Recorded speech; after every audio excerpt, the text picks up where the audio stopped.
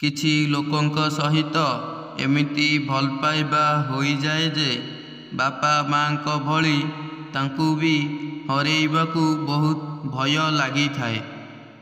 ଆପଣ ନିଜ ମନରେ ଯେତିକି ଭାବିବେ ନା ବିପଦ ଆପଣଙ୍କୁ ସେତେ ଦେଖାଦେବ। କାହିଁକି ନା ସବୁବେଳେ ଅଧିକ ଭାବିବା ଲୋକ ହିଁ ବହୁତ ବିପଦରେ ପଡ଼ିଥାଏ।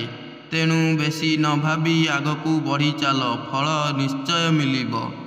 ନିଜ ଉପରେ ସବୁବେଳେ ବିଶ୍ୱାସ ରଖନ୍ତୁ। ସମୟ ଯେତେ ବି ଖରାପ ଆସୁନା କାହିଁକି ତାକୁ ହସି ହସି ସବୁବେଳେ ଆଗକୁ ବଢ଼ିବାକୁ ହିଁ ଚେଷ୍ଟା କର। ଦେଖିବ ଦିନେ ନା ଦିନେ ତୁମେ ଲୋକଙ୍କ ପଛରେ ନୁହେଁ ବରଂ ଲୋକ ତୁମ ପଛରେ ଦୌଡ଼ିବାକୁ ଲାଗିବେ।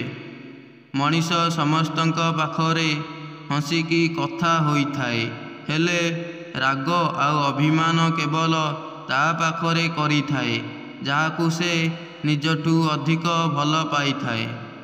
ଯେ ପର୍ଯ୍ୟନ୍ତ ମଣିଷ ନିଜେ ନିଜକୁ ପରିବର୍ତ୍ତନ କରିବାକୁ ନ ଚାହିଁଛି ସେ ପର୍ଯ୍ୟନ୍ତ ତାକୁ କେହି ବି ପରିବର୍ତ୍ତନ କରିପାରିବେ ନାହିଁ।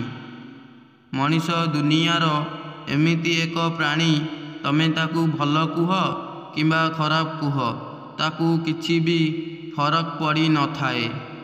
ଗୋଟିଏ ଝିଅ ତା ଜୀବନରେ ଏପରି କିଛି ଜିନିଷ ଯାହାକୁ ସେ ସହ୍ୟ କରିପାରିନଥାଏ।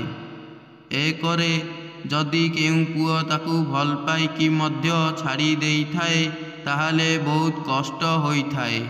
ଦୁଇରେ ଯଦି କୌଣସି ବ୍ୟକ୍ତି ରିଲେସନସିପ୍ରେ ରହିକି ଅନ୍ୟ ପୁରୁଷ ସହ କଥା ହୋଇଥାଏ